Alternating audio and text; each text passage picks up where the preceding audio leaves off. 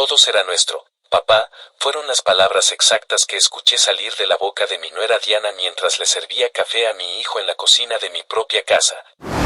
La misma casa que había comprado con 40 años de trabajo honesto en la construcción, ladrillo por ladrillo, sudor por sudor. No me lo dijo a mí directamente, no, lo dijo como si yo no estuviera ahí parado en el pasillo, como si fuera invisible, como si ya estuviera muerto y enterrado. Me quedé helado con la taza de café en la mano, sintiendo como cada sílaba de esa frase me apuñalaba el alma, entendiendo en ese momento que mi propia familia ya me había enterrado en vida. Me llamo Héctor Ramírez Delgado, tengo 74 años y nací en Hialeah, Miami, en el corazón de la comunidad cubana de la Florida. Toda mi vida trabajé como maestro de obra, construyendo casas, edificios y sueños para familias que llegaban a este país buscando lo mismo que yo busqué cuando era joven. Un pedazo de tierra donde echar raíces y vivir con dignidad. Empecé desde abajo cuando tenía apenas 16 años, cargando sacos de cemento bajo el sol implacable de Miami, aprendiendo el oficio con las manos y la espalda. Sin quejarme nunca porque sabía que cada peso ganado era un paso más hacia una vida mejor. Mi esposa Sofía murió hace 6 años de cáncer, y desde entonces la casa se sintió más grande y más vacía, pero nunca me faltó el amor de mi único hijo Marcos. O eso creía yo hasta que Diana entró en nuestras vidas como un huracán disfrazado de brisa suave. Marcos siempre fue un buen muchacho, trabajador y respetuoso, con ese brillo en los ojos que me recordaba a mí cuando era joven y soñaba con tener mi propia casa. Trabajaba como contador en una firma pequeña en Coral Gables, ganaba lo suficiente para vivir bien pero no para ahorrar mucho, porque en Miami todo cuesta el doble y los sueños cuestan el triple. Recordé cuando tenía 10 años y me ayudaba en la obra los sábados, cargando herramientas que pesaban casi tanto como él, con las manos llenas de ampollas pero con una sonrisa que me derretía el corazón, diciéndome papá. Cuando sea grande voy a construir casas como tú, voy a ser fuerte como tú. Me pregunté 1000 veces en qué momento ese niño que me admiraba tanto se convirtió en el hombre que ahora permitía que su esposa hablara de mi herencia como si yo ya no existiera. Cuando Marcos me dijo que se iba a casar con Diana, yo me alegré porque pensé que por fin mi hijo tendría una familia propia. Alguien con quien compartir la vida como yo la compartí con Sofía durante 38 años maravillosos. Diana era una muchacha bonita, de Colombia, con esa sonrisa que parecía sincera y esas palabras dulces que te hacían bajar la guardia, pero mi compadre don Arturo, que había trabajado conmigo en la construcción por más de 20 años, me advirtió desde el principio que algo no le cuadraba. Don Arturo era un hombre sabio que había visto mucho en esta vida, y una tarde mientras tomábamos café cubano en el porche de mi casa me dijo con esa voz ronca que le quedó después de fumar por 50 años, compadre Héctor. Esa muchacha tiene ojos de quien cuenta el dinero antes de ganarlo, ten cuidado y no le des nada hasta que esté seguro de sus intenciones. Yo me reí en ese momento, pensando que don Arturo estaba siendo demasiado desconfiado, pero sus palabras se me quedaron grabadas en la memoria como una profecía que no quise escuchar. Los problemas empezaron apenas unos meses después de la boda, cuando Marcos llegó a mi casa una tarde de domingo con la mirada baja y las manos nerviosas, diciendo papá, necesito hablar contigo de algo importante. Me senté con él en la sala donde tantas veces habíamos platicado de béisbol y de la vida, y me explicó que Diana y él estaban pasando por dificultades económicas. Que el alquiler de su apartamento en Kendall había subido tanto que ya no podían pagarlo, que necesitaban un lugar donde vivir mientras juntaban dinero para comprar algo propio. Le pregunté cuánto necesitaban y él me dijo que no era cuestión de dinero sino de espacio, que si podían mudarse conmigo temporalmente, solo por unos meses hasta que mejorara su situación. Yo no lo pensé 2 veces porque para mí la familia siempre fue lo primero, así que le dije claro que sí, hijo, esta casa es tu casa, aquí tienen espacio de sobra y pueden quedarse el tiempo que necesiten. Esa misma semana empezaron a traer sus cosas, y yo me sentí feliz de tener compañía otra vez, de escuchar voces en la casa que había estado tan silenciosa desde que Sofía se fue. Diana me abrazó y me dio las gracias con lágrimas en los ojos, diciéndome que yo era el mejor suegro del mundo, que nunca olvidaría este favor, que me lo pagarían de alguna manera. Les di la recámara grande que había sido de Marcos cuando era niño, la que todavía tenía sus pósters de los Marlins en la pared y sus trofeos de béisbol en el librero. Y yo me quedé en mi cuarto con los recuerdos de Sofía y la esperanza de que esta nueva etapa trajera alegría a mi vejez.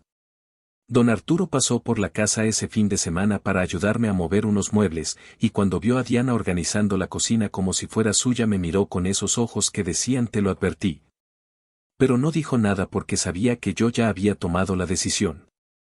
Los primeros días fueron buenos, casi perfectos, con Diana cocinando esas arepas colombianas que tanto le gustaban a Marcos y preguntándome si quería más café, si necesitaba algo del mercado. Si estaba cómodo en mi propia casa. Marcos llegaba del trabajo cansado pero contento, abrazaba a Diana en la cocina como en las películas, y yo me sentía útil otra vez, como si mi casa se hubiera llenado de vida nuevamente después de tantos años de soledad.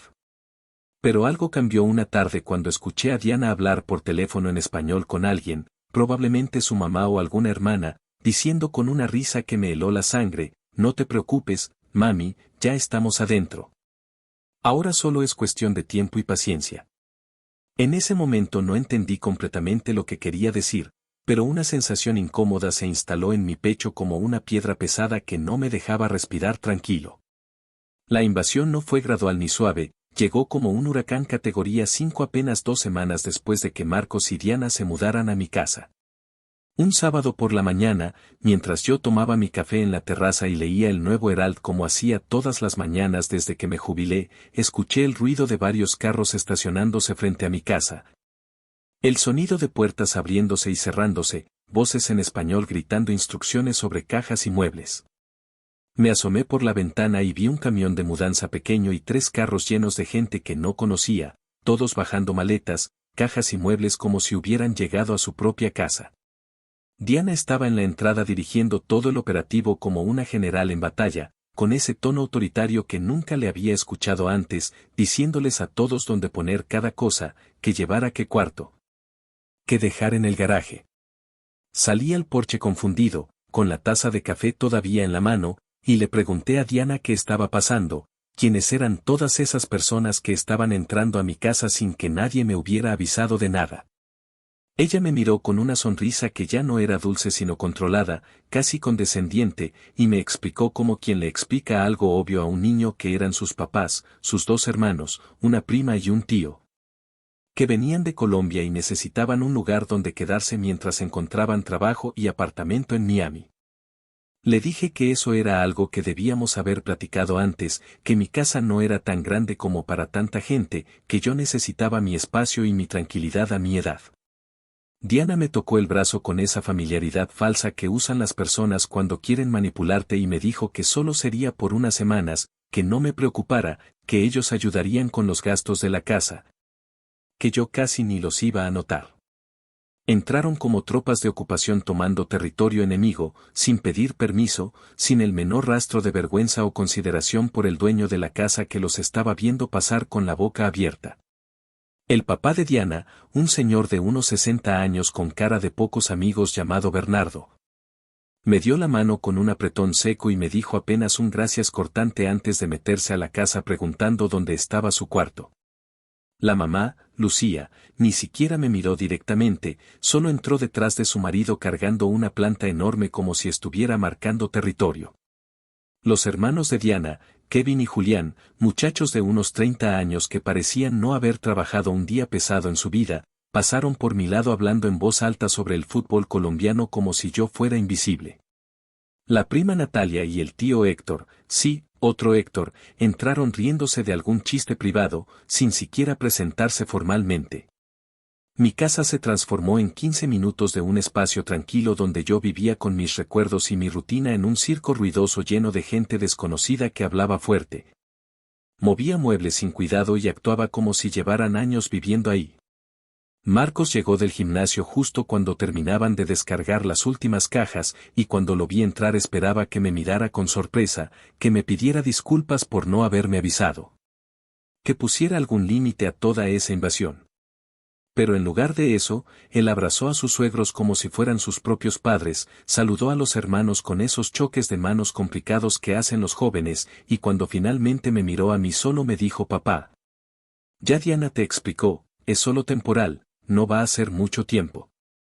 Recordé cuando tenía 12 años y lo defendí de unos muchachos más grandes que lo molestaban en la escuela, cómo se escondió detrás de mí buscando protección, cómo me miró después como si yo fuera Superman.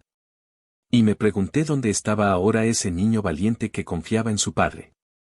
Esa tarde intenté sentarme a ver el juego de los Marlins en la televisión de la sala, mi ritual sagrado de los sábados desde hace décadas, pero la familia de Diana ya había tomado control completo del espacio. Bernardo estaba sentado en mi sillón favorito, el que Sofía me había regalado en nuestro 20º aniversario, el que tenía la forma exacta de mi espalda después de tantos años de uso. La mamá Lucía estaba en el sofá con la prima Natalia viendo una telenovela colombiana a todo volumen. Y los hermanos Kevin y Julián ocupaban los otros asientos jugando con sus celulares y comiendo chicharrones que dejaban migajas por todo el piso que yo acababa de trapear esa mañana. Cuando me acerqué para sentarme, nadie se movió, nadie me ofreció espacio, nadie siquiera levantó la mirada para reconocer mi presencia en mi propia sala. Me quedé parado ahí como un fantasma en su propia casa, sosteniendo el control remoto que ya no controlaba nada, sintiendo como mi espacio se había evaporado en cuestión de horas. Diana pasó por la sala cargando toallas y me dijo sin mirarme que preparara la mesa porque iban a cenar todos juntos, que ya casi estaba lista la comida. No me preguntó si yo tenía hambre, no me invitó a sentarme con ellos, simplemente me dio una orden como si yo fuera el empleado doméstico de la casa. Fui a la cocina y vi que habían reorganizado todo. Los platos que Sofía y yo compramos en Cuba estaban guardados en gabinetes diferentes, las ollas que yo sabía exactamente dónde encontrar ahora estaban en lugares nuevos. Y en la estufa había una olla enorme de sancocho que olía bien pero que no me habían ofrecido probar. Cuando todos se sentaron a cenar, 7 personas alrededor de mi mesa del comedor, la misma mesa donde Sofía y yo habíamos cenado solos durante tantos años, nadie me llamó para que me uniera. Escuché risas, conversaciones en ese español rápido de Colombia que a veces me costaba seguir, el sonido de cubiertos chocando contra platos, pero ninguna voz me dijo don Héctor, venga a comer con nosotros. Ninguna mano me hizo señas de que había espacio para mí.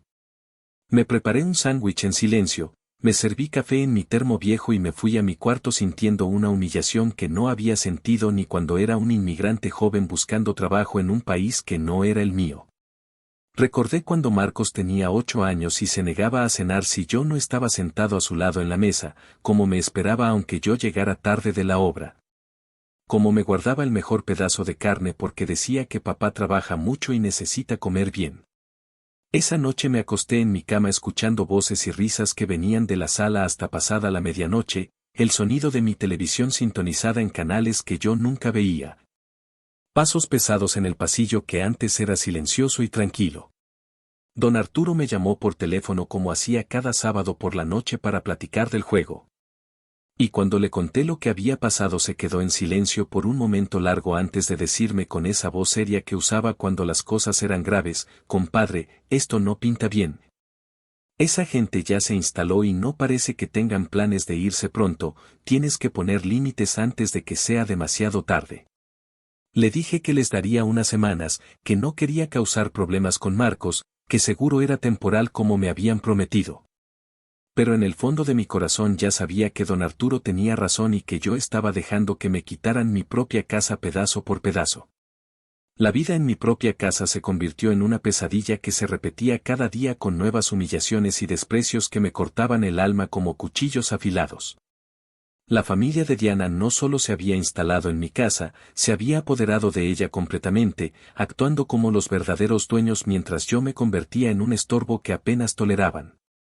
Bernardo y Lucía tomaron control de la sala y el comedor como si hubieran pagado la hipoteca de esa casa durante 30 años, decidiendo qué se veía en la televisión, cuándo se comía, a qué hora había que apagar las luces. Los hermanos Kevin y Julián usaban mi garaje como su propio taller mecánico, dejando herramientas tiradas y manchas de aceite en el piso de cemento que yo había pulido con mis propias manos. La prima Natalia se adueñó del patio trasero donde Sofía había sembrado sus rosas, colgando ropa por todos lados y dejando que se secaran las plantas por falta de agua. Una tarde llegué del mercado cargando las bolsas de compras que había pagado con mi pensión, esa pensión que ganaba después de 40 años rompiendo la espalda bajo el sol de Miami. Y cuando entré a la cocina encontré a toda la familia sentada alrededor de la mesa comiendo pollo asado con arroz y frijoles. El olor era delicioso y mi estómago gruñó porque no había comido nada desde el desayuno, pero nadie me ofreció un plato, nadie me dijo: Don Héctor, siéntese con nosotros, hay comida de sobra. Diana me vio entrar con las bolsas pesadas y me dijo con esa voz falsa que usaba cuando Marcos estaba presente que dejara las compras en el mostrador, que ella las guardaría después.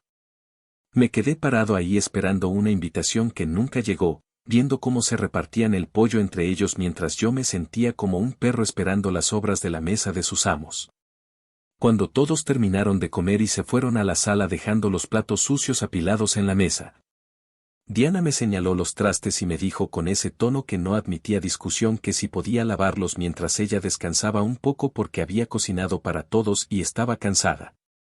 No me lo pidió con un por favor, no me lo sugirió con amabilidad, simplemente asumió que yo era el encargado de limpiar el desastre que otros habían hecho. Lavé los platos en silencio sintiendo como cada uno pesaba más que los sacos de cemento que cargaba en mi juventud, no por el peso físico sino por el peso de la humillación que llevaba encima. Recordé cuando Marcos tenía 15 años y lavaba los platos sin que yo se lo pidiera, diciendo: papá, tú trabajas todo el día, déjame ayudarte con esto. Y me pregunté cómo ese muchacho considerado se había transformado en el hombre que ahora veía a su padre lavar los platos de su familia política sin mover un dedo para ayudar. Mi cuarto se convirtió en mi único refugio, el único espacio en toda la casa donde podía respirar sin sentir que me estaban vigilando o juzgando. Pero ni siquiera ese espacio era completamente mío porque constantemente encontraba señales de que alguien había entrado cuando yo no estaba. Mis cosas estaban movidas, mis cajones parecían haber sido revisados, la libreta donde anotaba mis gastos mensuales estaba en un lugar diferente del que yo la había dejado. Una tarde descubrí que alguien había usado mi baño privado aunque les había dicho claramente que usaran el baño compartido del pasillo, y encontré pelos que no eran míos en el lavabo y toallas mojadas tiradas en el piso. Instalé un candado sencillo en la puerta de mi cuarto, nada muy elaborado, solo uno de esos que se compran en Home Depot por $10, pero que al menos me daba la ilusión de que todavía controlaba algo en mi propia casa. Las conversaciones que escuchaba cuando pasaba cerca de la sala me helaban la sangre más que cualquier insulto directo. Una noche bajé a la cocina por un vaso de agua y oí a Bernardo diciéndole a Lucía en voz baja pero no lo suficientemente baja que el viejo no iba a durar mucho, que a esa edad cualquier cosa podía pasar. Que lo mejor era estar bien posicionados cuando llegara el momento. Lucía le respondió que no hablara así, que podía escucharlos, pero lo dijo sin convicción, como quien regaña a un niño por decir una verdad incómoda pero no por decir una mentira. Me quedé paralizado en el pasillo oscuro escuchando cómo mi propia muerte era parte de la conversación casual de esta gente que vivía bajo mi techo comiendo mi comida y usando mi electricidad. Recordé cuando tenía 6 años y mi abuelo me enseñó que en una casa cubana se respeta a los mayores como se respeta la bandera. Y me pregunté en qué momento ese valor sagrado se había perdido completamente en esta nueva generación. Un sábado por la tarde logré escapar de la casa y fui a la plaza del vecindario donde solía sentarme con don Arturo a tomar café y hablar de los viejos tiempos. Estaba sentado en una banca debajo de una palma real cuando vi a mi nieto Sebastián, el hijo de Marcos que tenía 14 años, caminando solo con las manos en los bolsillos y la cara triste. Lo llamé y él vino corriendo hacia mí con esa sonrisa que me recordaba tanto a su papá cuando era niño, y me abrazó fuerte como si necesitara ese abrazo tanto como yo. Nos sentamos juntos en la banca y le compré un batido de mango en el carrito que estaba cerca, y mientras tomábamos nuestras bebidas él me preguntó si yo estaba bien. Si me sentía feliz en la casa ahora que había tanta gente viviendo ahí. Le dije que todo estaba bien, que no se preocupara, pero Sebastián me miró con esos ojos inteligentes que no se dejaban engañar y me dijo: abuelo, yo sé que no estás bien, yo veo cómo te tratan. Como mamá le habla a papá de ti cuando creen que yo no estoy escuchando. Me contó que Diana le había dicho a Marcos que yo estaba muy viejo para vivir solo en una casa tan grande. Que lo mejor sería que yo me mudara a un apartamento más pequeño o tal vez a una residencia para personas mayores donde pudiera estar con gente de mi edad. Las palabras de mi nieto me golpearon como puños en el estómago porque confirmaban lo que yo ya sospechaba pero no quería aceptar, que Diana no solo quería mi casa sino que quería sacarme de ella completamente. Le prometí a Sebastián que todo iba a estar bien, que no se preocupara por mí porque yo sabía cuidarme solo. Y él me abrazó otra vez diciéndome que yo era el mejor abuelo del mundo y que él nunca dejaría que me pasara nada malo. Esa noche cuando regresé a casa me encerré en mi cuarto y saqué del cajón de mi closet todos los papeles importantes que tenía guardados, la escritura de la casa, los títulos de propiedad. Las copias de las facturas que probaban que yo había pagado cada ladrillo de esa construcción con mi propio dinero. Leí cada documento con cuidado, asegurándome de que todo estaba en orden, de que mi nombre aparecía claramente como el único dueño de esa propiedad. Don Arturo tenía razón desde el principio cuando me aconsejó nunca poner la casa en nombre de nadie más. Cuando me dijo que la única manera de proteger lo que uno construye con tanto sacrificio es mantener el control legal absoluto hasta el último día. Guardé los papeles en una carpeta especial y los escondí en un lugar donde nadie más que yo supiera encontrarlos. Sintiendo por primera vez en semanas que todavía tenía algo de poder en esta situación que se estaba saliendo completamente de mis manos. Empecé a tomar notas mentales de todo lo que pasaba en la casa, cada comentario despectivo, cada orden disfrazada de sugerencia, cada momento en que me trataban como si fuera un estorbo en lugar del dueño de la propiedad. Diana le decía a Marcos en voz baja pero no tan baja que necesitaban reorganizar los cuartos para estar más cómodos, que el cuarto grande donde yo dormía era demasiado espacio para una sola persona. Que sería mejor si yo me mudaba al cuarto pequeño que antes era la oficina de Sofía. Marcos asentía a todo lo que ella decía como un títere sin voluntad propia, sin defenderme nunca, sin recordarle a su esposa que esa casa era de su padre y que su padre merecía respeto en su propio hogar. Recordé cuando tenía 18 años y le presté dinero para su primer carro, como me prometió que me lo pagaría con intereses y con respeto eterno, como me dijo que nunca olvidaría todo lo que yo había hecho por él. La paciencia que había cultivado durante 74 años de vida, esa paciencia que me había ayudado a sobrevivir trabajos duros y pérdidas dolorosas, empezó a transformarse en algo diferente. En una determinación fría y calculada que crecía dentro de mí como una planta que nadie podía ver pero que echaba raíces cada día más profundas. Decidí que no iba a seguir siendo invisible en mi propia casa, que no iba a permitir que me siguieran tratando como un mueble viejo que estorba pero que da pereza tirar a la basura. Empecé a establecer límites pequeños pero significativos, límites que marcaban territorio y que dejaban claro que yo todavía existía, que todavía tenía voz aunque nadie quisiera escucharla. La primera cosa que hice fue dejar de lavar los platos de toda la familia como si fuera mi obligación mantener limpia la cocina después de que ellos comieran sin invitarme. Una noche después de que terminaron de cenar y dejaron la mesa hecha un desastre como siempre, Diana entró a la cocina esperando encontrarme lavando los trastes como había hecho todas las noches anteriores. Pero me encontró sentado en mi cuarto comiendo un sándwich que me había preparado con mis propias manos. Me preguntó si iba a lavar los platos y yo le respondí con toda la calma del mundo que no, que cada quien debía limpiar lo que ensuciaba, que yo ya no era el empleado doméstico de la casa. Su cara cambió completamente, esa máscara de dulzura falsa se agrietó por un segundo dejando ver la rabia que llevaba debajo. Pero no dijo nada porque Marcos estaba cerca y ella todavía necesitaba mantener las apariencias delante de él. Empecé a salir de la casa más seguido, a pasar horas en la plaza, en el mercado de sedanos donde conocía a las cajeras desde hacía años. En la cafetería La Carreta donde los viejitos cubanos jugábamos dominó y platicábamos de política y béisbol. No le pedía permiso a nadie para salir ni le daba explicaciones de dónde iba o cuándo volvía, porque esa era mi casa y yo tenía derecho de entrar y salir cuando me diera la gana.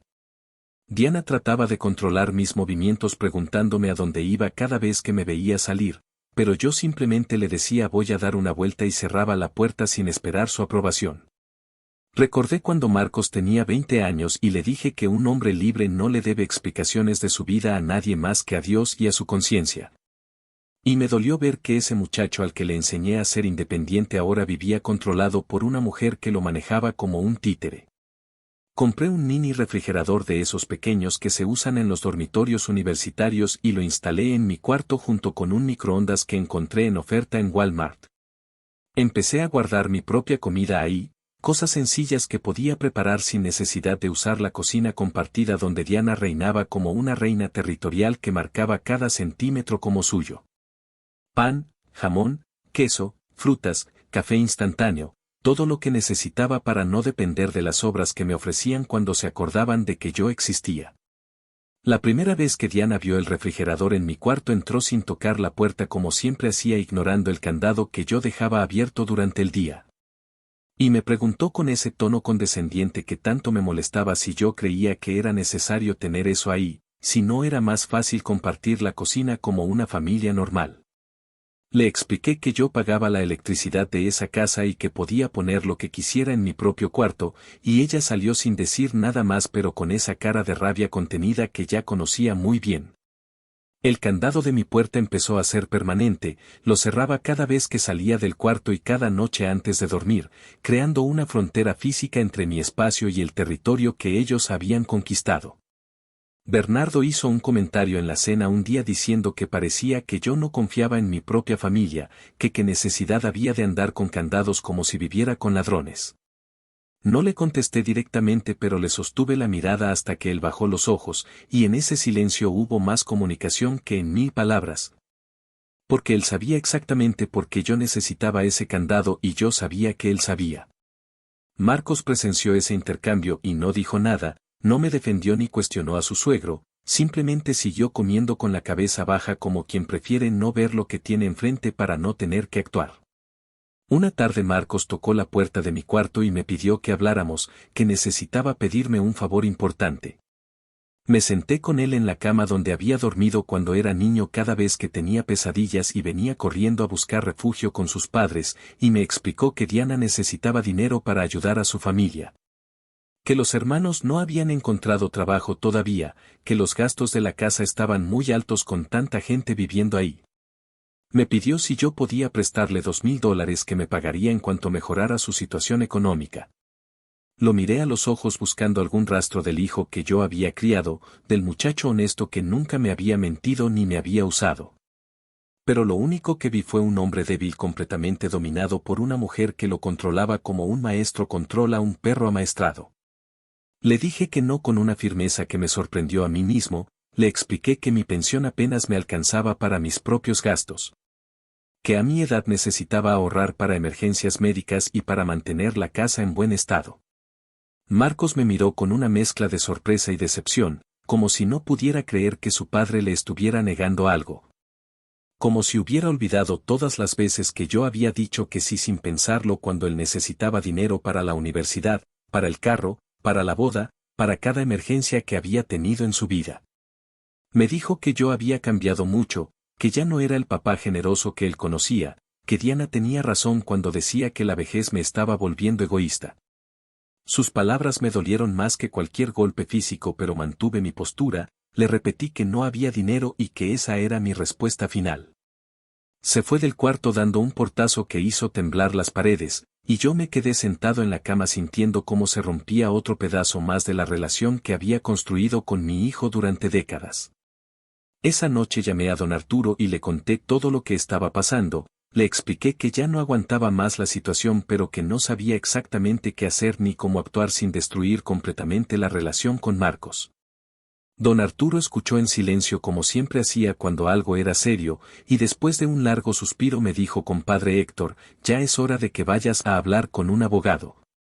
De que te asegures de que todo está en orden con tus papeles, de que nadie pueda quitarte lo que es tuyo por derecho. Me explicó que conocía a un licenciado bueno y honesto que trabajaba en Coral Gables, un cubano de la vieja guardia llamado Dr. Menéndez que se especializaba en asuntos de propiedades y herencias. Y me dio su número de teléfono diciéndome que lo llamara lo más pronto posible antes de que la situación empeorara todavía más. Al día siguiente por la mañana, mientras toda la familia dormía porque ninguno de ellos trabajaba y se levantaban tarde como si estuvieran de vacaciones permanentes, salí de la casa con mi carpeta de documentos importantes y tomé el bus hacia Coral Gables. El doctor Menéndez me recibió en su oficina pequeña pero ordenada, un hombre de unos 65 años con pelo blanco y unos lentes que le daban aspecto de profesor. Y me escuchó contar mi historia completa sin interrumpirme ni una sola vez. Cuando terminé de hablar le mostré todos mis papeles, la escritura de la casa, los recibos de pago, todos los documentos que probaban que yo era el único dueño legal de esa propiedad. Él revisó todo con cuidado profesional y después me miró con esos ojos que habían visto 1000 historias parecidas a la mía y me dijo algo que cambió completamente mi perspectiva de la situación. Don Héctor, usted tiene todo el poder legal en sus manos, me dijo el doctor Menéndez mientras sostenía mi escritura contra la luz como si fuera un documento sagrado que merecía todo su respeto y atención. Esa casa es completamente suya, está a su nombre, usted la pagó con su dinero, y nadie, absolutamente nadie puede quitársela o echarlo de ahí sin su consentimiento. Sus palabras cayeron sobre mí como agua fresca en medio del desierto, como un recordatorio de que yo no estaba tan indefenso como me habían hecho sentir durante todos estos meses de humillaciones constantes. Me explicó con paciencia y claridad que mientras yo fuera el titular de la propiedad, yo tenía el derecho legal absoluto de decidir quién vivía en mi casa y quién no. Que podía pedir que cualquier persona saliera de mi propiedad si yo así lo decidía, incluyendo a mi propio hijo y a toda su familia. El abogado me preguntó si yo había hecho testamento y le dije que sí, que lo había hecho años atrás cuando Sofía todavía vivía. Dejando todo a Marcos porque era mi único hijo y yo nunca imaginé que las cosas llegarían a este punto tan doloroso. El doctor Menéndez asintió con comprensión y me sugirió que considerara hacer algunos cambios en ese testamento, que pensara bien a quien quería realmente beneficiar con el fruto de tanto trabajo y sacrificio. Me habló de mi nieto Sebastián, del muchacho que me había demostrado más cariño y respeto en estos últimos meses que mi propio hijo en años. Y me preguntó si yo había considerado la posibilidad de dejarle todo directamente a él cuando llegara el momento, saltándose la generación de en medio que claramente no valoraba lo que yo había construido. Esas palabras plantaron una semilla en mi mente que empezó a crecer rápidamente como las plantas que Sofía sembraba en el jardín y que florecían en cuestión de semanas. Salí de esa oficina con una claridad mental que no había tenido en meses, con un plan que empezaba a formarse en mi cabeza como los planos de una construcción que yo sabía exactamente cómo ejecutar. El doctor Menéndez me había dado su tarjeta y me había dicho que lo llamara cuando estuviera listo para tomar acción, que él me ayudaría con todos los pasos legales necesarios para proteger mi propiedad y mi futuro. Por ahora me sugirió que siguiera documentando todo, que guardara recibos de los gastos de la casa que yo pagaba, que anotara incidentes específicos de falta de respeto, que construyera un caso sólido por si acaso necesitábamos llegar a instancias legales más serias. Me fui de ahí sintiendo que había recuperado algo de mi dignidad, que ya no era la víctima indefensa sino un hombre que estaba preparando su contraataque en silencio y con estrategia.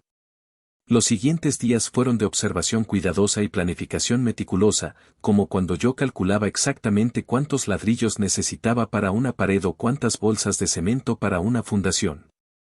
Empecé a anotar todo en una libreta pequeña que guardaba en el cajón secreto de mi closet, el mismo cajón donde Sofía guardaba sus joyas y sus cartas importantes.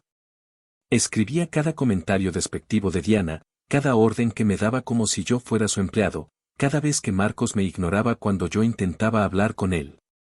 Anotaba también los gastos de la casa que yo seguía pagando con mi pensión mientras ellos vivían como reyes sin aportar un solo peso, las facturas de electricidad que habían subido el triple desde que toda esa gente se mudó. El agua que se gastaba en las duchas interminables de la prima Natalia, la comida que desaparecía del refrigerador sin que nadie la reponiera. Una tarde mientras toda la familia estaba en la sala viendo una película colombiana que habían puesto sin preguntarme si yo quería ver otra cosa. Fui al banco y saqué todos mis ahorros de la cuenta compartida que todavía tenía con Marcos desde los tiempos en que él era estudiante y yo le ayudaba con sus gastos. Eran como $15,000 que había estado guardando para emergencias, para reparaciones de la casa, para dejarle algo a mi nieto cuando yo faltara. Los pasé a una cuenta nueva que abrí solo a mi nombre en otro banco diferente, una cuenta donde nadie más que yo tenía acceso ni siquiera sabía que existía. El empleado del banco me preguntó si estaba seguro de que quería cerrar la cuenta vieja y le dije que sí con una certeza absoluta, que era hora de que yo protegiera lo que era mío antes de que alguien más decidiera que tenía derecho a mis ahorros. Cuando llegué a casa esa tarde Diana estaba en la cocina hablando por teléfono en voz alta con alguien, probablemente una de sus amigas o hermanas de Colombia. Y la escuché decir algo que me confirmó todas mis sospechas y me llenó de una rabia fría que tuve que controlar para no explotar ahí mismo. Ella decía con esa risa que me erizaba la piel que pronto todo sería nuestro, que el viejo no podía durar mucho más a su edad. Que ya habían esperado suficiente y que merecían disfrutar de esa casa que era tan bonita y estaba en tan buena ubicación. Hablaba de mi muerte como si fuera un evento próximo y conveniente, como si yo fuera un obstáculo temporal en el camino hacia sus planes de apropiarse de mi propiedad. Me quedé paralizado en el pasillo escuchando cada palabra que salía de su boca venenosa, grabando todo en mi memoria para nunca olvidarlo. Sintiendo como cada sílaba alimentaba mi determinación de no dejarles ni un ladrillo de lo que yo había construido con tanto esfuerzo. Esa noche después de que todos se durmieron, me senté en mi cuarto con todos mis documentos esparcidos en la cama y tomé una decisión que cambiaría todo. Llamé al doctor Menéndez desde mi celular y le dejé un mensaje en el buzón de voz diciéndole que estaba listo para hacer los cambios en mi testamento, que quería una cita lo más pronto posible. Que ya no podía esperar más porque la situación se estaba volviendo insostenible. Al día siguiente él me devolvió la llamada temprano en la mañana y me dio cita para el viernes de esa misma semana, diciéndome que trajera toda mi documentación y que estuviera preparado para tomar decisiones importantes sobre mi futuro y mi herencia. Los días que faltaban para esa cita fueron los más largos de mi vida, cada hora se sentía como un día completo, cada interacción con Diana y su familia era una prueba de mi autocontrol y mi paciencia. Bernardo empezó a hacer comentarios sobre que la casa necesitaba reparaciones, que el techo tenía goteras que había que arreglar, que las ventanas necesitaban cambio. Como si él fuera el dueño preocupado por mantener su propiedad en buen estado. Lucía criticaba mis muebles viejos diciendo que había que modernizar la decoración, que esas cosas antiguas ya no estaban de moda, que ella conocía una tienda donde podían comprar cosas nuevas y bonitas. Los hermanos Kevin y Julián hablaban de construir una terraza en el patio trasero donde podían hacer parrilladas los fines de semana. De tirar el jardín de rosas de Sofía para poner una cancha de fútbol pequeña donde podían jugar con sus amigos. Marco seguía siendo el fantasma de sí mismo, el hombre invisible que vivía en mi casa pero que había dejado de existir como mi hijo. Dominado completamente por una mujer que lo controlaba con hilos invisibles pero más fuertes que cadenas de acero. Intenté hablar con él una tarde cuando lo encontré solo en el garaje revisando su carro, le pregunté si él se daba cuenta de lo que estaba pasando. De cómo su familia política estaba tomando control de todo sin ningún respeto por mí o por la memoria de su mamá. Me miró con ojos cansados y me dijo que yo exageraba las cosas, que Diana y su familia solo estaban tratando de ayudar, que yo me había vuelto muy sensible en mi vejez.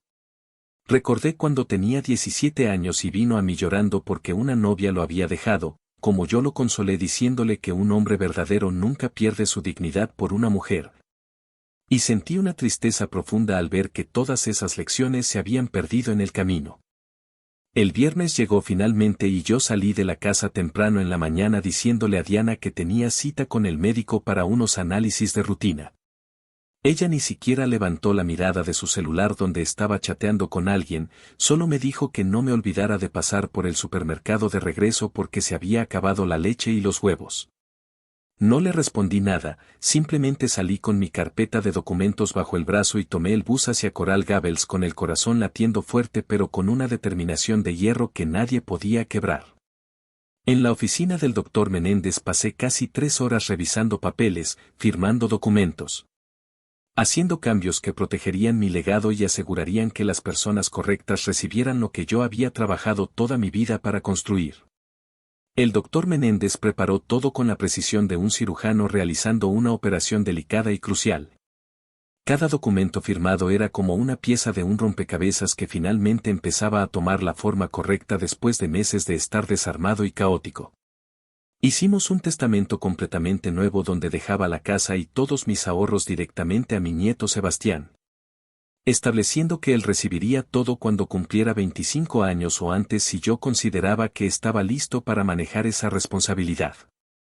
Marcos quedaba fuera completamente de la herencia principal, solo recibiría algunos objetos personales y recuerdos familiares pero nada de valor monetario significativo. Nada que Diana pudiera tocar con sus manos codiciosas y manipuladoras. El abogado me explicó que este tipo de testamento era completamente legal y válido, que yo tenía todo el derecho de disponer de mi propiedad como mejor me pareciera, que nadie podía cuestionarlo mientras yo estuviera en pleno uso de mis facultades mentales.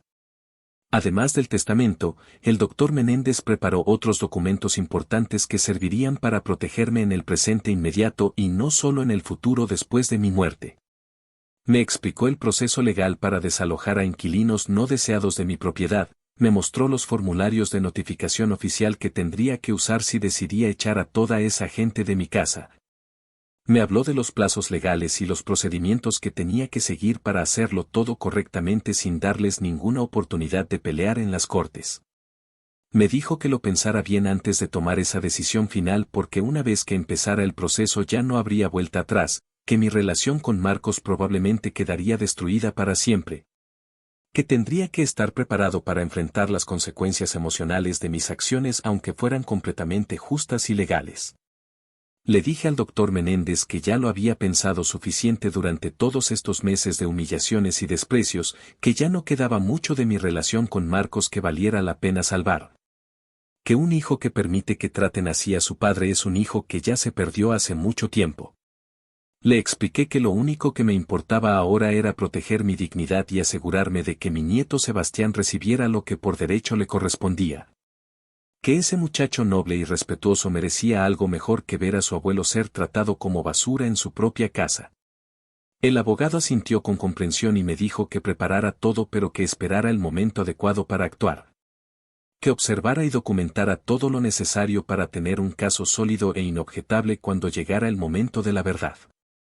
Salí de esa oficina con una carpeta nueva llena de documentos que representaban mi libertad futura, papeles que guardé en el cajón más seguro de mi cuarto bajo llave y candado donde nadie pudiera encontrarlos. Me sentía como un soldado que acaba de recibir sus armas antes de una batalla decisiva, nervioso pero preparado, asustado pero determinado. Triste por lo que vendría pero aliviado de finalmente tomar control de mi propia vida. Pasé por el banco camino a casa y metí las copias de todos los documentos importantes en una caja de seguridad que renté solo para este propósito, asegurándome de que aunque pasara cualquier cosa en la casa, aunque trataran de robar o destruir mis papeles originales, yo tendría respaldos guardados en un lugar donde solo yo tenía acceso. Cuando llegué a casa esa tarde la situación había escalado a un nivel completamente nuevo y más intolerable que cualquiera de los abusos anteriores. Entré por la puerta principal y encontré todos mis muebles del cuarto movidos al garaje, mis cosas personales empacadas en cajas como si yo fuera el que se estaba mudando y no ellos. Diana estaba en lo que había sido mi recámara dirigiendo a sus hermanos mientras movían una cama nueva más grande, un televisor de pantalla gigante, un closet enorme que había comprado quién sabe con qué dinero. Me quedé parado en la puerta de mi propio cuarto viendo cómo lo transformaban en la recámara principal de ella y Marcos, sintiendo una rabia tan intensa que tuve que apretar los puños para no hacer algo de lo que me arrepintiera después. Diana me vio parado ahí y me dijo con esa sonrisa falsa que ya no engañaba a nadie que habían decidido reorganizar la casa para que todos estuvieran más cómodos. Que a mí me habían preparado el cuarto pequeño del fondo que antes era la oficina de Sofía, que ahí iba a estar mucho mejor porque era más tranquilo y no escucharía tanto ruido de la sala. No me lo preguntó, no me pidió permiso, simplemente me informó de una decisión que ya estaban ejecutando sin mi consentimiento como si yo fuera un objeto que podían mover de un lugar a otro según su conveniencia. Le dije con una voz que salió más calmada de lo que yo me sentía por dentro que ese era mi cuarto y que nadie lo iba a cambiar sin mi autorización, que pusieran mis cosas exactamente donde estaban antes de que yo llegara. Ella se rió con ese sonido que me ponía la piel de gallina y me dijo que ya era hora de que yo aceptara que las cosas habían cambiado. Que esta era la casa de Marcos ahora y que yo debía adaptarme o buscar otro lugar donde vivir. Marcos entró en ese momento cargando una lámpara nueva y cuando vio la confrontación se quedó paralizado en medio del cuarto como un venado en los faros de un carro, incapaz de decidir a quién apoyar. Atrapado entre su esposa manipuladora y su padre humillado. Le pregunté directamente si él estaba de acuerdo con esto, si él creía que estaba bien echar a su propio padre del cuarto donde había dormido durante décadas, donde había llorado la muerte de su mamá, donde guardaba todos los recuerdos de una vida entera. Él bajó la mirada como siempre hacía cuando no quería enfrentar la verdad y murmuró algo sobre que Diana tenía razón en que necesitaban más espacio, que el cuarto pequeño era suficiente para mí. Que no entendía por qué yo armaba tanto problema por algo tan simple. Recordé cuando tenía 5 años y se cayó de su bicicleta raspándose las rodillas, cómo corrió a mis brazos buscando consuelo y protección, como yo lo cargué hasta la casa diciéndole que todo iba a estar bien. Que papá siempre lo iba a cuidar. No discutí más, no grité ni hice un escándalo que solo hubiera servido para darles más munición en mi contra. Simplemente fui al garaje. Tomé mis cajas con mis cosas personales y las llevé al cuarto pequeño del fondo aceptando temporalmente esta nueva humillación pero sabiendo que era solo cuestión de tiempo antes de que las tornas cambiaran completamente. Instalé mi mini refrigerador, mi microondas, mi cafetera, transformando ese espacio diminuto en mi búnker personal donde podía existir sin depender de ellos para nada. Puse un candado nuevo más fuerte en esa puerta, uno que compré especialmente en Home Depot que era prácticamente imposible de forzar sin hacer mucho ruido. Y me encerré ahí sintiendo que había perdido una batalla pero no la guerra. Esa noche llamé a don Arturo y le conté todo lo que había pasado, le expliqué que ya tenía todos los papeles en orden, que el testamento estaba cambiado. Que el abogado me había dado todas las herramientas legales necesarias para recuperar mi casa. Don Arturo me dijo que había llegado el momento de actuar, que ya había aguantado suficiente. Que un hombre solo puede doblarse hasta cierto punto antes de quebrarse o antes de decidir pararse derecho otra vez y pelear por lo que es suyo. Me invitó a quedarme en su casa unos días y necesitaba espacio para pensar y planear mis próximos movimientos, y aunque le agradecí la oferta le dije que no me iba a ir de mi propia casa. Que ellos eran los invasores y ellos eran los que tenían que irse cuando yo así lo decidiera. Los siguientes días fueron de una tensión tan espesa que se podía cortar con cuchillo, todos en la casa sintiendo que algo estaba por explotar pero nadie sabiendo exactamente qué o cuándo. Yo salía temprano en las mañanas y regresaba tarde en las noches, pasaba horas en la biblioteca pública usando las computadoras para investigar más sobre mis derechos legales, leyendo casos similares al mío. Aprendiendo exactamente qué pasos tenía que seguir para asegurarme de que cuando actuara lo hiciera de manera perfecta e inobjetable. Diana trataba de preguntarme dónde pasaba tanto tiempo pero yo simplemente le decía que eso no era asunto suyo, que yo podía hacer lo que quisiera con mi tiempo y mi vida. Una tarde vi a Sebastián esperándome en el porche cuando regresé de una de mis salidas y me dijo que necesitaba hablar conmigo en privado sobre algo importante. Caminamos juntos hasta la plaza del vecindario y nos sentamos en nuestra banca favorita bajo la palma real. Y él me contó que había escuchado a Diana hablando con su mamá por teléfono sobre planes de ponerme en un hogar de ancianos, de decir que yo ya no podía cuidarme solo. De conseguir documentos médicos que dijeran que yo estaba perdiendo la memoria o la razón. Mi nieto me miró con lágrimas en los ojos y me dijo: abuelo, no dejes que te hagan eso, tú estás bien. Tú estás más lúcido que todos ellos juntos, tienes que defenderte antes de que sea demasiado tarde. Lo abracé fuerte sintiendo que ese muchacho era lo único puro y bueno que quedaba de mi familia, y le prometí que no iba a permitir que nadie me quitara mi dignidad ni mi libertad. Que tenía un plan y que pronto todo iba a cambiar. El ultimato llegó un domingo por la tarde cuando toda la familia estaba reunida en la sala comiendo pizza que habían ordenado sin ofrecerme ni una rebanada, actuando como siempre como si yo no existiera en mi propia casa. Bernardo me llamó con ese tono autoritario que usaba cuando quería dar órdenes y me dijo que se sentara porque necesitaban hablar conmigo de algo importante. Algo que ya habían discutido entre todos y sobre lo cual habían llegado a una decisión final. Me senté en el sillón que antes era mi favorito pero que ahora ocupaban ellos permanentemente. Y esperé en silencio mientras Diana intercambiaba miradas significativas con sus padres como si estuvieran coordinando quién iba a dar el golpe final.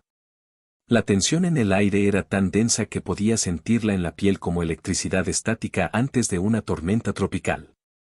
Diana fue la que habló primero con esa voz falsa que pretendía sonar preocupada pero que no podía esconder el veneno que llevaba debajo de cada palabra.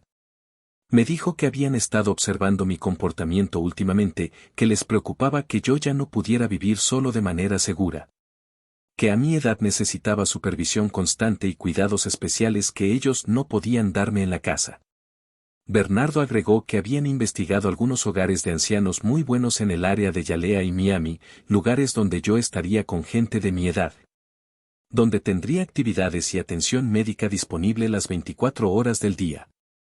Lucía añadió con ese tono condescendiente que me hacía hervir la sangre que no era que me estuvieran votando sino que querían lo mejor para mí, que entendiera que esto era por mi propio bien y mi propia seguridad. Marcos estaba sentado en el otro extremo del sofá mirando al piso como siempre hacía cuando sabía que lo que estaba pasando estaba mal pero no tenía el valor de oponerse. Y cuando finalmente levantó la mirada hacia mí vi en sus ojos algo que me partió el corazón en 1000 pedazos. No era amor ni preocupación genuina lo que vi ahí, era culpa mezclada con alivio, como quien se quita un peso de encima aunque sepa que está haciendo algo imperdonable. Diana continuó explicando que ya no había espacio para mí en la casa ahora que su familia completa vivía ahí. Que el cuarto pequeño del fondo realmente lo necesitaban para convertirlo en oficina para Bernardo que supuestamente iba a empezar un negocio desde casa. Me dijeron que tenía 2 semanas para empacar mis cosas y decidir a cuál de los hogares que ellos habían seleccionado quería ir, que ellos me ayudarían con la mudanza y con todos los trámites necesarios.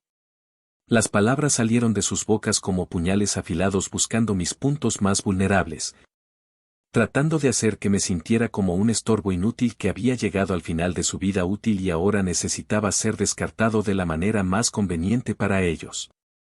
Pero mientras hablaban y hablaban construyendo su argumento manipulador lleno de falsas preocupaciones, yo me mantuve completamente callado observándolos a todos con una calma que los desconcertó porque esperaban lágrimas, súplicas, alguna demostración de debilidad que pudieran usar para justificar sus acciones. Lo único que salió de mi boca después de que terminaron su discurso ensayado fue una pregunta simple y directa que los hizo quedarse en silencio. Les pregunté si ellos sabían quién era el dueño legal de esta casa donde estaban sentados tan cómodos planeando mi expulsión. Diana me miró con esa sonrisa condescendiente que tanto odiaba y me dijo que claro que lo sabían, que la casa era de Marcos porque él era mi hijo y eventualmente todo lo mío sería suyo de todas formas. Bernardo agregó que por eso mismo era que ellos podían tomar estas decisiones. Porque esta era la casa de su yerno y ellos estaban ayudando a su hija y a Marcos a manejar una situación difícil con un padre anciano que ya no podía cuidarse solo. Me levanté lentamente de mi silla sintiendo como cada músculo de mi cuerpo se tensaba con una energía que no había sentido en años. Una fuerza que venía no de la rabia sino de la certeza absoluta de que tenía el poder y el derecho de mi lado. Les dije con una voz tranquila pero firme que todos estaban muy equivocados, que esta casa estaba a mi nombre y solo a mi nombre. Que yo había pagado cada ladrillo con mi propio sudor y que nadie, absolutamente nadie, tenía derecho legal de echarme de mi propia propiedad. La cara de Diana cambió completamente en ese momento. La máscara de dulzura y preocupación se cayó dejando ver la verdadera naturaleza de una mujer que había estado esperando pacientemente heredar lo que no le pertenecía. Me dijo que eso no podía ser verdad, que Marcos le había dicho que la casa ya prácticamente era suya, que yo era muy viejo para seguir siendo el dueño de una propiedad tan grande. Marcos finalmente encontró su voz para decir algo, murmurando confundido que él pensaba que yo había puesto la casa a su nombre cuando él se mudó conmigo. Que Diana le había dicho que eso era lo normal que hacían los padres con los hijos. Le expliqué con una frialdad que me sorprendió a mí mismo que yo nunca había puesto nada a su nombre, que don Arturo me había aconsejado hace años mantener todo a mi nombre por razones exactamente como esta. Que protegiera mi patrimonio de gente que pudiera intentar aprovecharse de un viejo generoso. Bernardo se puso de pie agresivamente diciéndome que yo no podía amenazarlos así, que ellos tenían derechos como inquilinos, que no podía simplemente echarlos a la calle sin consecuencias legales. Le respondí con una calma que venía de saber exactamente lo que estaba haciendo, que ellos nunca habían sido inquilinos porque nunca habían pagado renta ni firmado ningún contrato. Que eran ocupantes ilegales en mi propiedad y que yo tenía todo el derecho de pedirles que se fueran cuando yo quisiera. Saqué mi celular del bolsillo y les mostré el número del doctor Menéndez diciéndoles que si tenían alguna duda sobre la legalidad de mis palabras podían hablar directamente con mi abogado que con gusto les explicaría exactamente cuáles eran sus derechos, o más bien la falta de ellos.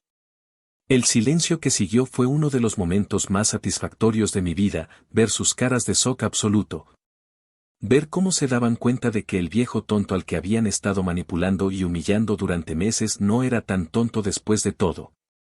Que había estado varios pasos adelante de ellos todo el tiempo preparando su defensa en silencio mientras ellos celebraban una victoria que nunca iba a llegar.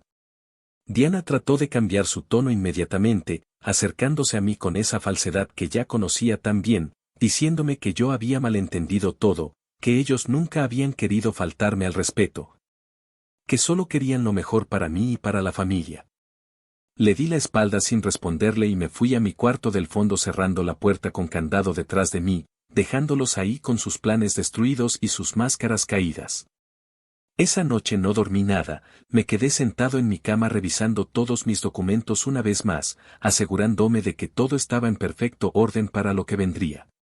Llamé al doctor Menéndez desde mi celular aunque era tarde y le dejé un mensaje diciéndole que estaba listo para proceder con el desalojo formal, que ya no había ninguna razón para esperar más.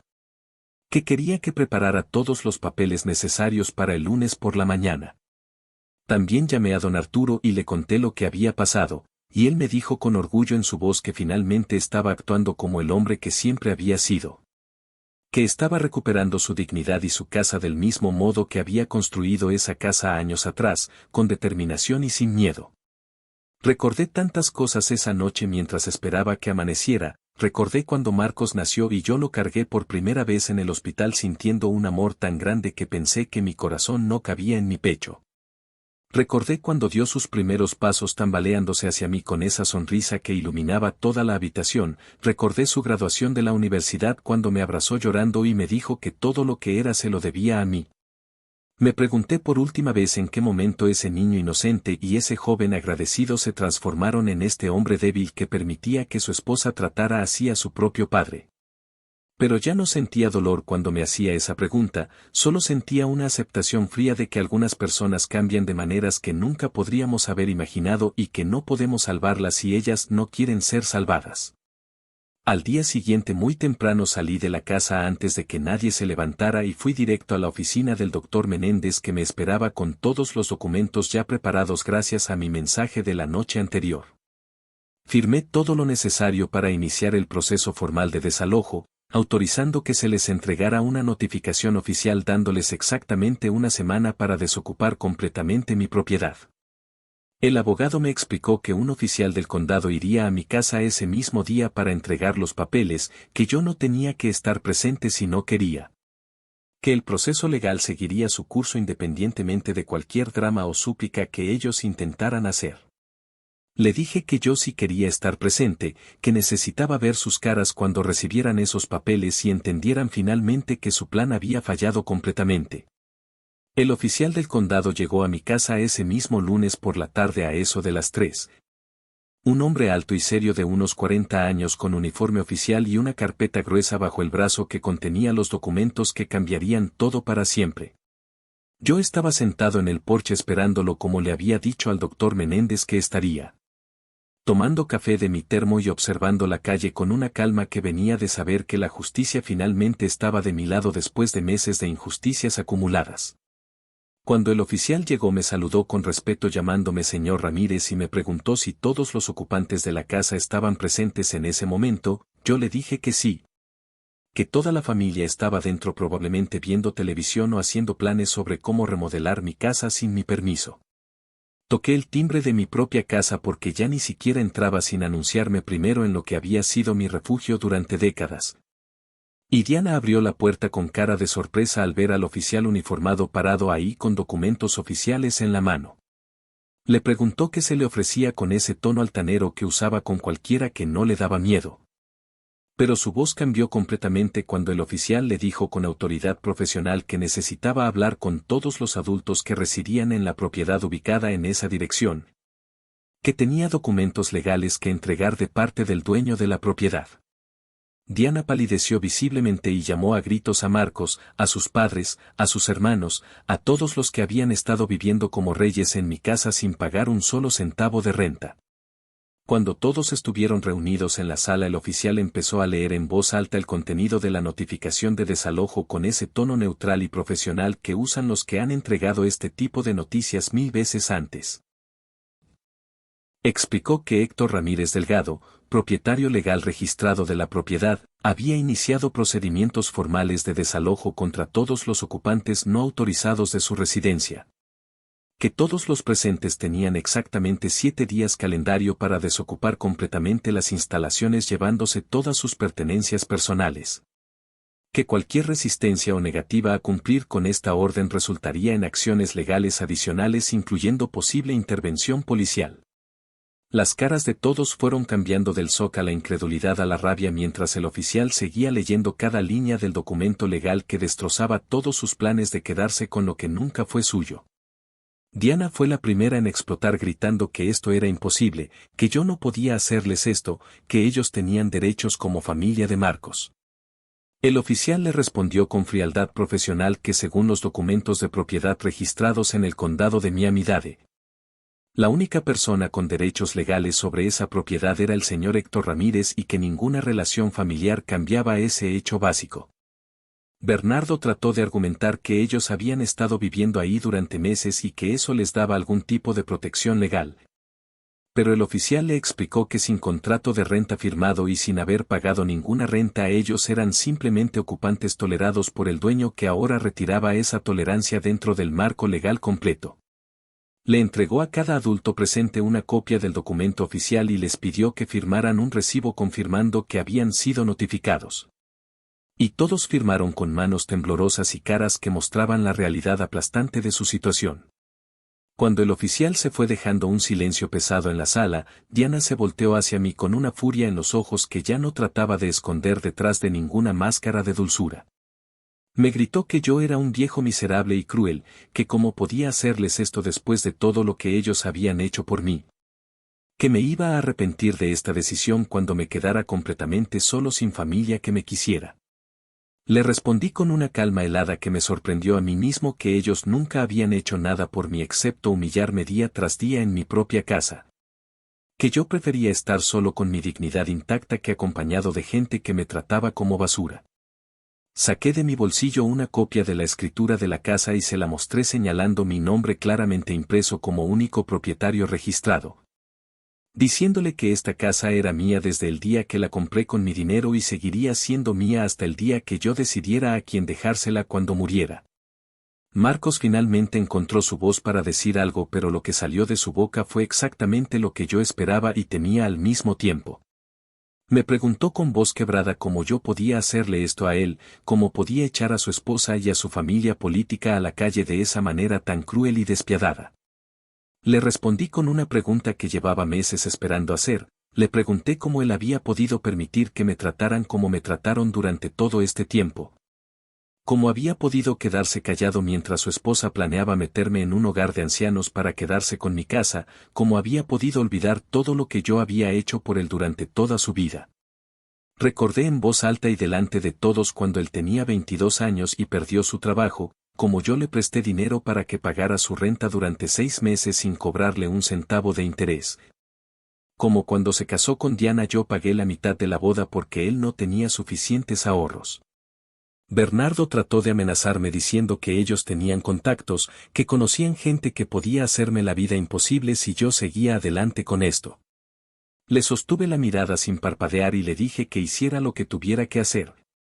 Que yo tenía la ley de mi lado y un abogado muy bueno que estaba esperando cualquier movimiento ilegal de su parte para añadir más cargos a la lista. Lucía empezó a llorar con esos llantos falsos que las mujeres manipuladoras usan cuando ya no tienen otros argumentos, diciendo que a dónde iban a ir, que ellos no tenían dinero para rentar otro lugar tan rápido. Le recordé que no era mi problema resolver la situación que ellos mismos habían creado con su codicia y su falta de respeto. Que habían tenido meses para ahorrar dinero y buscar su propio lugar, pero en lugar de eso se habían dedicado a planear cómo robarme lo que era mío. Los hermanos Kevin y Julián se quedaron callados por primera vez desde que los conocía. Esos muchachos que siempre tenían algo que decir ahora no encontraban palabras ante la realidad de que iban a tener que empacar sus cosas y buscar dónde vivir en menos de una semana. La prima Natalia salió corriendo a su cuarto llorando dramáticamente como si le hubiera pasado la peor tragedia del mundo cuando en realidad solo estaba recibiendo las consecuencias de haber abusado de la hospitalidad de alguien que nunca les debió nada. Diana le gritó a Marcos que hiciera algo, que hablara con su padre, que me convenciera de cambiar de opinión, pero Marcos solo se quedó sentado en el sofá con la cabeza entre las manos sabiendo que no había nada que él pudiera decir o hacer que cambiara mi decisión porque esa decisión venía de un lugar muy profundo donde la dignidad humana no se negocia ni se vende por mantener una paz falsa. Le dije a todos que tenían exactamente 7 días como había dicho el oficial, que a las 6 de la tarde del próximo lunes yo esperaba encontrar la casa completamente vacía sin ninguna de sus pertenencias. Que cualquier cosa que dejaran atrás sería considerada basura abandonada y yo la tiraría sin remordimiento alguno. Diana intentó un último ataque diciendo que Marcos era mi hijo y que yo no podía echarlo a la calle, que eso era antinatural y cruel para un padre hacer con su propia sangre. Le respondí con palabras que había estado guardando durante meses, le dije que Marcos dejó de ser mi hijo el día que eligió quedarse callado mientras su esposa y su familia política me humillaban en mi propia casa. Que un hijo verdadero defiende a su padre así como su padre lo defendió a él toda su vida. Que yo había cumplido mi papel de padre durante 46 años y ahora era tiempo de que él cumpliera su papel de hombre responsable y cuidara de su propia familia sin depender de robarle a un viejo. Subí a mi cuarto del fondo y cerré la puerta con candado dejándolos ahí con su shock y su rabia y sus planes destruidos, y por primera vez en muchos meses me acosté en mi cama sintiendo algo parecido a la paz. Escuché gritos y discusiones que duraron hasta tarde en la noche, escuché a Diana culpando a Marcos por no haber asegurado la casa antes, escuché a Bernardo maldiciendo y golpeando paredes. Escuché llantos y llamadas telefónicas desesperadas tratando de encontrar algún lugar donde mudarse en tan poco tiempo. Pero nada de ese ruido me afectó porque yo sabía que había hecho lo correcto, que defender tu dignidad nunca es un error aunque duela y aunque cueste relaciones que creíste importantes. Don Arturo me llamó esa noche para preguntarme cómo había ido todo y cuando le conté cada detalle se quedó en silencio por un momento antes de decirme con voz emocionada que estaba orgulloso de mí. Que yo había demostrado que la edad no te quita el coraje ni la dignidad si tú decides mantenerlos vivos. Me dijo que me fuera a quedar con él durante esa semana si yo quería evitar el drama de verlos empacar y escuchar sus quejas constantes, pero le dije que no. Que yo me iba a quedar en mi casa porque era mi derecho estar ahí y ellos eran los que tenían que irse. Hablamos durante casi 1 hora recordando los viejos tiempos cuando trabajábamos juntos en construcción. Cuando éramos jóvenes fuertes que construíamos casas sin imaginar que algún día tendríamos que defender esas mismas casas de nuestra propia familia. Los siguientes 7 días fueron los más largos y más satisfactorios de mi vida al mismo tiempo. Viendo cómo toda esa gente que había actuado como dueños de mi casa ahora se arrastraba por ella empacando sus cosas con caras de humillación y derrota que yo observaba sin decir una palabra pero sintiendo una justicia profunda. En cada momento. Diana ya no me hablaba excepto para lanzarme miradas de odio puro cada vez que me cruzaba con ella en el pasillo. Esa mujer que había sonreído falsamente mientras planeaba robarme mi herencia ahora mostraba su verdadera cara de persona codiciosa que había perdido la apuesta más importante de su vida. Bernardo y Lucía empacaban sus maletas murmurando entre ellos en voz baja, tratando de mantener algo de dignidad en medio de la vergüenza de tener que irse de una casa donde habían actuado como reyes por meses sin haber pagado ni un centavo de renta. Los hermanos Kevin y Julián trabajaban por primera vez desde que llegaron, cargando cajas pesadas hacia el camión de mudanza que habían rentado con quién sabe qué dinero. Sudando bajo el sol de Miami como yo había sudado durante 40 años construyendo el patrimonio que ellos habían intentado robar. La prima Natalia lloraba dramáticamente mientras empacaba su ropa y sus cosméticos como si le estuvieran arrancando algo que le pertenecía por derecho cuando en realidad nunca tuvo derecho a nada en mi casa. Yo me sentaba en el porche tomando mi café y observando todo el proceso con una satisfacción tranquila, sin gloatear ni restregarle su derrota en la cara. Simplemente existiendo en mi espacio recuperado mientras ellos desaparecían poco a poco de mi vida. Marcos era el que más me dolía ver porque a pesar de todo lo que había pasado una parte de mí todavía recordaba al niño que fue y al hombre que pudo haber sido si hubiera tenido más carácter y menos influencia de personas manipuladoras. Empacaba sus cosas en silencio evitando mi mirada, cargando cajas llenas de recuerdos de su infancia que yo había guardado durante años pensando que algún día se los daría con amor y no con esta tristeza que sentía ahora. En un momento lo vi sacar de una caja su trofeo de béisbol de cuando tenía 12 años, el que ganó en el torneo donde yo estuve sentado en las gradas gritando su nombre bajo el sol abrasador. Y lo vi limpiarlo con cuidado antes de empacarlo como si ese objeto fuera un puente hacia un pasado que ya no existía más. El último día llegó finalmente, ese lunes por la tarde cuando se cumplía exactamente la semana que les había dado el oficial para desocupar mi propiedad. Yo había anotado la hora exacta en mi libreta, las 6 de la tarde, y a las 5:30 ya estaba sentado en la sala que finalmente volvía a ser mía, observando los últimos movimientos de gente que pronto sería solo un mal recuerdo en la historia de mi casa. Diana bajó las escaleras con la última maleta arrastrándola con rabia, y cuando pasó junto a mí no pudo resistir soltar un último veneno diciéndome que yo me iba a morir solo y abandonado sin nadie que me quisiera. Que me había quedado sin familia por mi orgullo estúpido y mi egoísmo de viejo amargado. No le respondí nada porque sus palabras ya no tenían poder sobre mí, simplemente la miré partir sabiendo que el verdadero egoísmo había sido de ella al intentar robarme lo que no le pertenecía. Bernardo y Lucía salieron después cargando sus últimas pertenencias, y Bernardo se detuvo en la puerta para decirme algo que supongo que él pensó que sonaría amenazante pero que a mí solo me sonó patético. Me dijo que esto no se iba a quedar así, que ellos tenían formas de hacerme pagar por esta humillación, que yo no sabía con quién me había metido. Le respondí con una calma absoluta que si intentaban cualquier cosa ilegal yo tenía el número de mi abogado en marcación rápida y la policía de Miami llegaría en minutos. Que ellos ya habían perdido esta batalla y lo mejor que podían hacer era aceptarlo con algo de dignidad en lugar de seguir haciendo el ridículo con amenazas vacías. Salieron por esa puerta dejando atrás el olor de su presencia invasiva, y yo respiré más profundo sabiendo que cada segundo que pasaba mi casa se limpiaba más de su energía tóxica. Los hermanos y la prima salieron todos juntos en uno de los carros que habían llenado hasta el tope con sus pertenencias, y ninguno de ellos me dirigió la palabra ni me miró cuando pasaron frente a mí. Simplemente se fueron como las sombras desaparecen cuando sale el sol. Marcos fue el último en salir como yo sabía que sería. Él cerraría este capítulo doloroso porque a pesar de todo él era mi hijo y eso significaba que su salida sería la que más peso tendría en mi corazón. Se paró frente a mí con una caja en las manos llena de fotos y recuerdos de su infancia, y me miró con ojos que mezclaban tristeza, culpa, rabia y algo que podría haber sido arrepentimiento si él hubiera tenido el coraje de dejarlo salir completamente.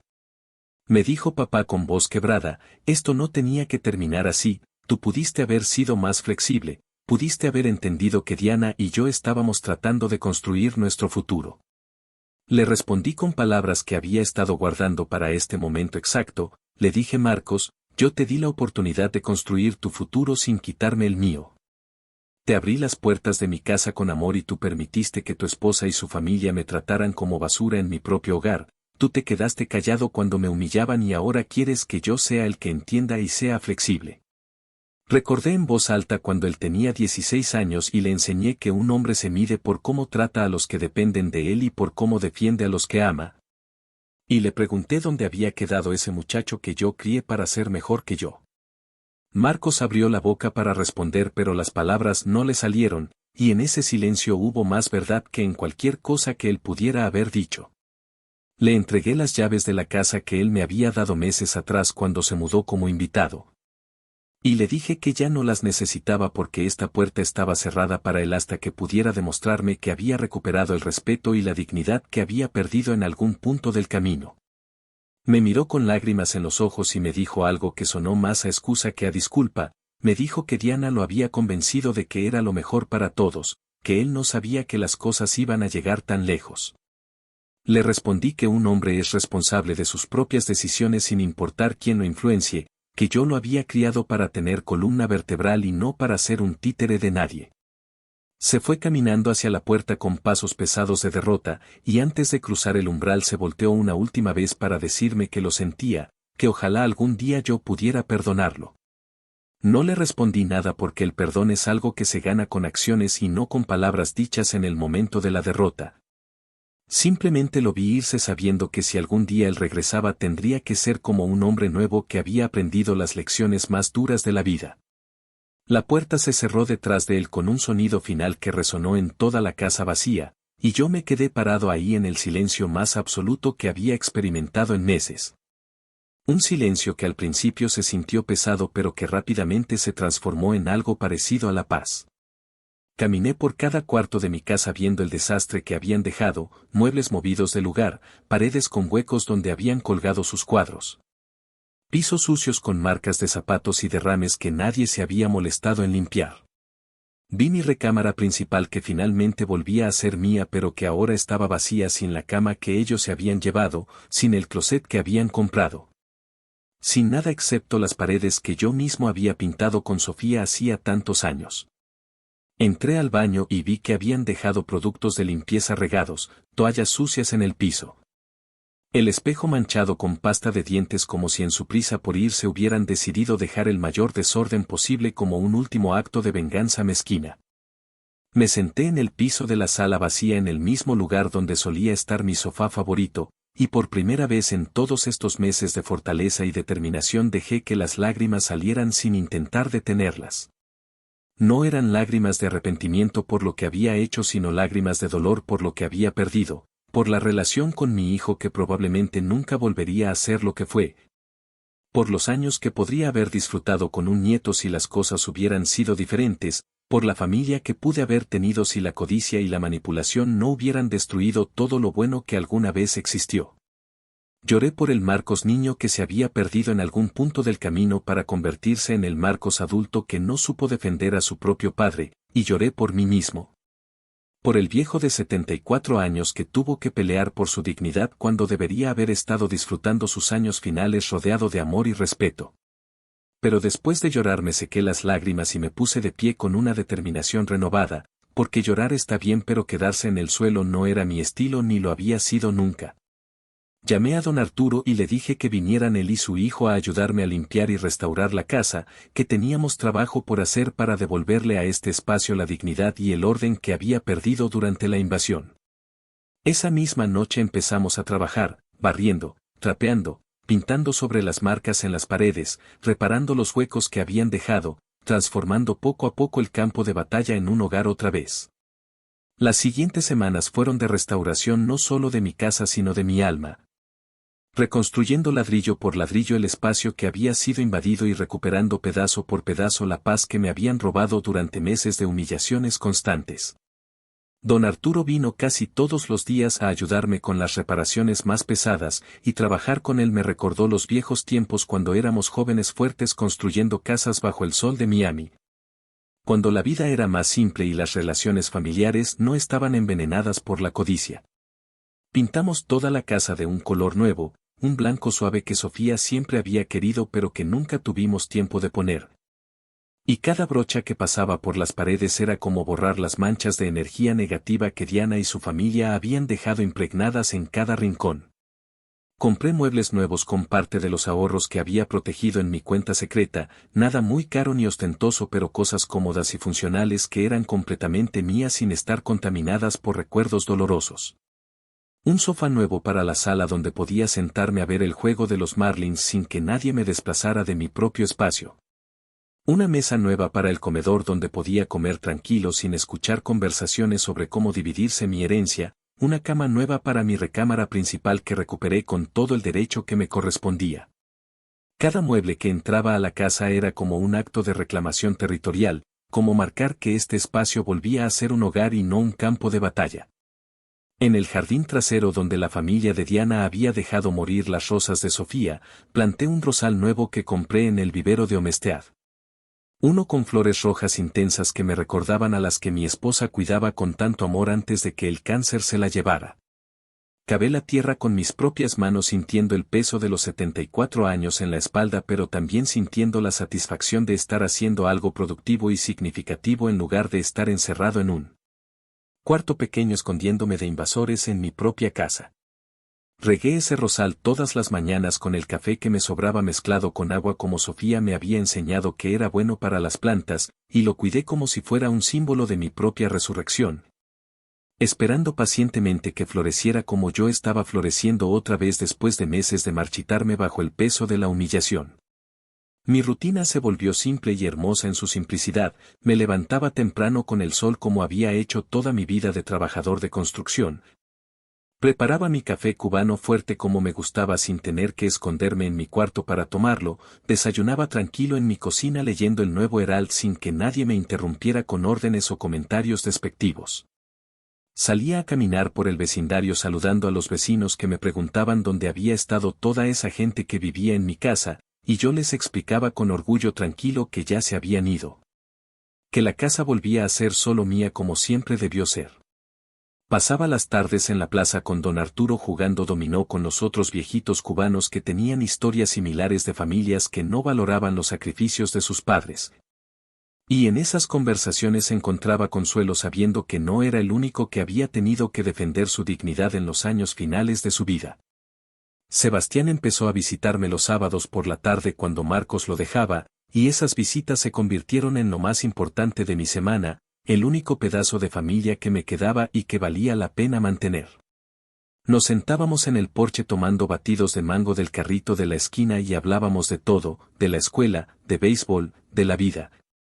Y yo le contaba historias de cuando su papá era niño tratando de mantener vivos los recuerdos buenos sin amargarlos con el presente doloroso. Le mostré los documentos del testamento nuevo que había hecho y le expliqué que cuando cumpliera 25 años o antes y yo consideraba que estaba listo, esta casa sería suya completamente. Que yo confiaba en que él la cuidaría y la respetaría del modo que su padre no había sabido hacer. Sebastián me abrazó con lágrimas en los ojos y me prometió que nunca me decepcionaría, que él había aprendido de los errores de su papá lo importante que era el respeto y la gratitud. Que cuando la casa fuera suya él siempre honraría mi memoria y recordaría los sacrificios que yo había hecho durante toda mi vida para construir algo que valiera la pena. Le di también una libreta donde había estado escribiendo durante estos meses, no exactamente un diario pero sí anotaciones sobre lecciones de vida, consejos sobre cómo construir casas y cómo construir carácter. Historias de mi juventud en Cuba y mis primeros años en Miami que no quería que se perdieran cuando yo ya no estuviera. Le dije que esa libreta era su herencia más importante, más valiosa que cualquier propiedad o dinero porque contenía la sabiduría de una vida entera vivida con dignidad a pesar de todas las dificultades. Marcos intentó contactarme varias veces durante esos meses, llamadas que yo no contestaba. Mensajes de texto que yo leía pero no respondía porque las palabras escritas desde la desesperación rara vez contienen las disculpas verdaderas que valen la pena escuchar. Una tarde finalmente le respondí con un mensaje simple diciéndole que cuando estuviera listo para tener una conversación como hombre a hombre. Cuando hubiera reflexionado verdaderamente sobre lo que había permitido que pasara y estuviera dispuesto a aceptar su responsabilidad sin excusas ni justificaciones, entonces podríamos hablar pero no antes.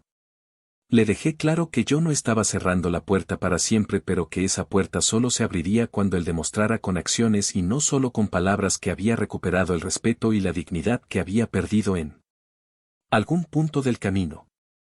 Diana intentó un último movimiento desesperado mandándome un mensaje largo lleno de falsas disculpas y súplicas dramáticas diciendo que ellos no tenían dinero para renta. Que estaban viviendo en un apartamento horrible en una zona peligrosa, que todo era mi culpa por ser tan cruel y vengativo con mi propia familia. No le respondí nada porque ya no había nada que decir a una persona que nunca entendería que las consecuencias que estaba viviendo eran el resultado directo de sus propias acciones manipuladoras y codiciosas. Bloqueé su número después de ese mensaje porque mi paz mental valía más que cualquier drama que ella quisiera crear, y seguí adelante con mi vida sabiendo que había tomado las decisiones correctas aunque fueran dolorosas. El rosal que planté en el jardín finalmente floreció un día de marzo cuando el clima de Miami estaba perfecto con esa brisa suave que viene del océano. Y yo me senté en una silla que puse en el patio para observar esas flores rojas abriéndose hacia el sol como si me estuvieran dando la bienvenida a una nueva etapa de mi vida. Recordé a Sofía y como ella me había dicho antes de morir que yo era el hombre más fuerte que había conocido. Que yo podía sobrevivir cualquier tormenta que la vida me pusiera enfrente porque mi dignidad venía de adentro y nadie podía quitármela a menos que yo lo permitiera. En ese momento viendo florecer ese rosal entendí que ella tenía razón. Que yo había sobrevivido la tormenta más difícil que había enfrentado en mis 74 años y había salido del otro lado no solo vivo sino más fuerte y más consciente de mi propio valor. La casa volvió a llenarse de vida pero de una manera diferente, no con el ruido invasivo de gente que no respetaba mi espacio sino con el silencio pacífico de un hombre que finalmente estaba en control de su propio destino. Mis mañanas eran mías para disfrutar el café sin interrupciones, mis tardes eran mías para sentarme en el porche a ver pasar la vida del vecindario. Mis noches eran mías para acostarme temprano sin escuchar voces y risas de personas que celebraban planes de robarme mi futuro. La soledad que Diana me había amenazado que sentiría resultó ser el regalo más valioso que recibí en esta etapa final de mi vida. Porque aprendí que estar solo con dignidad es infinitamente mejor que estar acompañado de gente que te hace sentir invisible. Don Arturo y yo celebramos mi 75 cumpleaños con una parrillada pequeña en mi patio trasero, invitando a los viejos amigos de décadas que me conocían desde mis años de maestro de obra. Gente que valoraba el trabajo duro y el carácter fuerte por encima de cualquier ganancia material. Sebastián vino con un pastel que había horneado él mismo en la clase de cocina de su escuela. Y me cantaron las mañanitas con esas voces viejas y desafinadas pero llenas de cariño genuino que vale más que 1000 palabras bonitas dichas con falsedad. Esa noche cuando todos se fueron y yo me quedé solo limpiando los platos en mi cocina tranquila, me di cuenta de que finalmente había recuperado no solo mi casa sino algo mucho más importante, había recuperado mi paz. Mi dignidad y el respeto por mí mismo que había estado en peligro de perder durante esos meses oscuros de invasión y humillación. ¿Y tú, si hubieras estado en mi lugar, qué habrías hecho? Cuéntame, ¿desde qué rincón del mundo me estás escuchando hoy? Si esta historia tocó tu corazón, compártela con quien necesite escucharla, porque a veces una historia así es el empujón que alguien necesita para recuperar su dignidad. Y si te quedaste hasta el final, ya sabes que tu apoyo significa mucho.